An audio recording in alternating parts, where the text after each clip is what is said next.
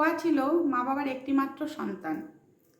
তো যখন মেয়ে হয় তখন বাবা বলেছিল যে আমাদের তো প্রথম সন্তান মেয়ে, তো আমাদের আরেকটি ছেলে হলে কেমন হয়। তখন টুয়ার মা কিছুতেই রাজি হয়নি, কারণ যে তারা একটি মেয়ে হোক ঠিক আছে, কিন্তু তাকে তারা ঠিকভাবে মানুষ করতে চেয়েছিল। যে একটি ছেলের মেয়ের মধ্যে যেমন তফাৎ নেই, সেরকম টুয়ার মা ভেবেছিল তাকে ঠিক ছেলেদের মতো করেই মানুষ করবে, সে যাতে বড় হয়ে নিজের পায়ে দাঁড়াতে পারে, কাজকর্ম করতে পারে, সেই রকমভাবে মা তাকে মানুষ করলো। আর তাদের সন্তান হলো না, টুয়া একাই ছিল। তো যাই হোক, মেয়ে আস্তে আস্তে বড় হলো। বড় হওয়ার পরে কলেজে যখন পড়া চললো, তখন সেই কলেজে পড়তে পড়তে তার একটি ছেলের সঙ্গে ভালোবাসার সম্পর্ক হয়। যখন সে ভালোবাসতে তার 2-4 বছর হয়ে গেছে ভালোবাসার পরে। তো বাড়িতে যাওয়া আসা করতো, বলে সবাই জানতো যে সেই টুয়া তার সঙ্গে প্রেমের সম্পর্ক আছে। তো সবাই জানে যে ওই ছেলের সঙ্গেই টুয়ার বিয়ে হবে। কিন্তু যাই হোক, 4-5 বছর পরে যখন সবাই বলল, তার বাবা গিয়ে সবাইকে বলল যে এরকম আমার মেয়ের বিয়ে ঠিক হয়ে গেছে, তো সেখানে বিয়ে দেবে। এবার সবাই বলছে কেন, সেই ছেলের সঙ্গেই বিয়ে হচ্ছে যে ছেলেকে তোমার মেয়ে ভালোবাসতো। বলছে না না, ওদের মধ্যে কি হয়েছে জানি না গো, ওই ছেলে আর বিয়ে করতে চাইছে না, মেয়ে ওকে বিয়ে করতে চাইছে না, কি হয়েছে জানি না। তখন সবাই বলছে বাবা এত বছর প্রেম করার পরে তোমার মেয়ে ওকে বিয়ে করছে না, সে যাকে তাদের ব্যাপার।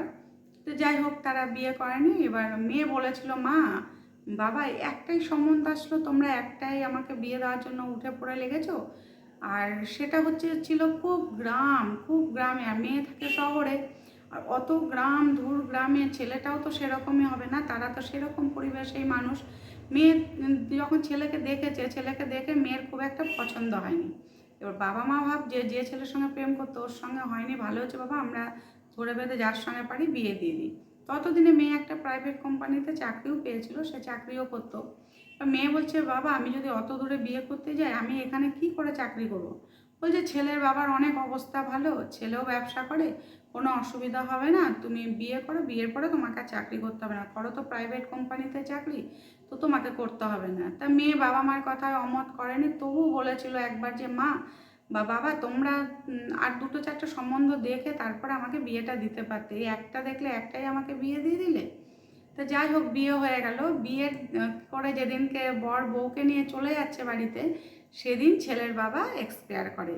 ছেলের বাবা একটু অসুস্থ ছিল। এবার যখন ছেলের বাবা এক্সপায়ার করছে, তারা গাড়িতে থেকেই শুনেছে, মানে বাড়িতে যাওয়ার পথে মেয়ে বউকে নিয়ে যখন ছেলে বাড়ি আছে, তখন শুনে ওই কথা শোনার পরে তখন তো ছেলের মনটা স্বাভাবিক খারাপ, কিন্তু মেয়ে মনে মনে ভাবছে ঘরে যেতে যেতেই বাবা মারা গেল, সবাই তো আমাকেই অলক্ষ্মী বলবে।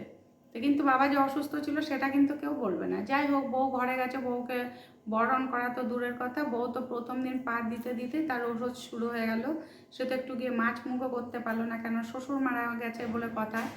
যাই হোক, মেয়ে গিয়ে ওষুধও পালন করলো। তার কিছুদিন পরে সংসার করার পর সে শুনতে পারলো যে তার বেবি হবে। তো মেয়ের আবার একটি পুত্র সন্তান হলো। পুত্র সন্তান হওয়ার পরে তো 1-1.5 বছর কাটার পরে, ছেলের যখন 1-1.5 বছর বয়স হয়েছে, তখন সে তার মাকে বললো আমি ওখানে থাকতে পারছি না, আমি সংসার করতে পারছি না, কেননা ওই ছেলের সঙ্গে আমি মানিয়ে নিতে পারছি না। ছেলেটা হয়ে গেছে ঠিক আছে, কিন্তু আমি ওখানে ওই পরিবারে ওই পরিবেশে আমি মানিয়ে নিতে পারছি না।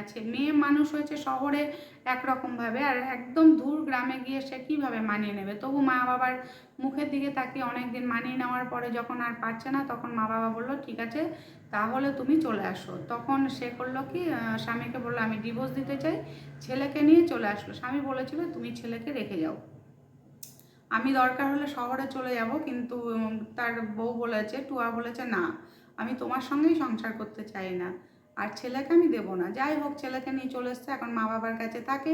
তারপরে মা বাবার কী করে, এসে আবার সেই প্রাইভেট কোম্পানিতেই চাকরি জোগাড় করেছে, চাকরি করছে এবং মাইনা ভালোই পায়, যেহেতু পড়াশোনা জানে, ভালো একটা ইয়েতেই থাকে, জব করে।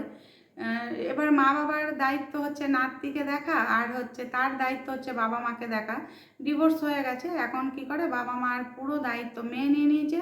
এবার মেয়ের ভবিষ্যৎটা কী হলো, বাবা মা তো মেয়ের কথা না শুনে বিয়ে দিয়ে দিয়েছে, সেখানে মানিয়ে নিতে পারলো না, চলে আসলো। এখন মেয়েটার ভবিষ্যৎ কী হলো? একটা বাচ্চা মেয়ে, তার জীবনটাই তো বাবা মা পুরো শেষ করে দিল। কিছু কিছু সময় আছে যেগুলো মেয়ে বা ছেলের উভয়েরই কথা বাবা মাকে শোনা উচিত। যেখানে বিয়ে করতে চাইছে না, যে কাজটা সে করতে চাইছে না, সেখানে জোর করে না দেওয়াই উচিত। এতে কি হলো? মেয়ের ভবিষ্যৎটা নষ্ট হলো। যে নাতিটা হলো সে তো বাবার ভালোবাসাটাও পেলো না, তার মেয়েটা তার স্বামীর ভালোবাসা পেলো না। এতে কী হলো? মেয়েটার জীবনটা পুরো শেষ হয়ে গেল, বাচ্চাটার জীবনটাও পুরোই শেষ বলতে গেলে।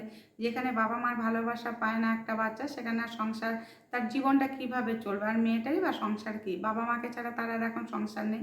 বাবা মা মেয়ের পয়সায় বসে বসে খাচ্ছে, ঘুমাচ্ছে, আর তার নাতিকে দেখাশোনা করছে।